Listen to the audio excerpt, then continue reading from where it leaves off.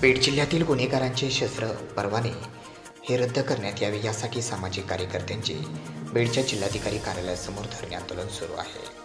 आज सोमवार दिनांक 30 डिसेंबर रोजी दुपारी 12 वाजल्यापासून हे धरणे आंदोलन डॉक्टर गणेश ढवळे यांच्या नेतृत्वामध्ये सुरू केले आहे.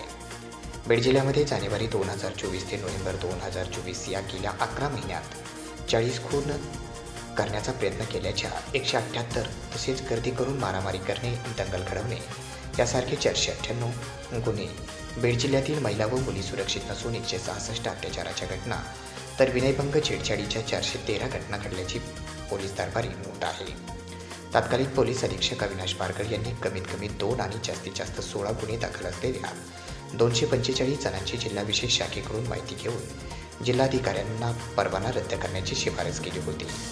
मात्र जिल्ह्यातील कायदा आणि सुव्यवस्था राखण्यासाठी वाळू माफिया, अपहरण, खून,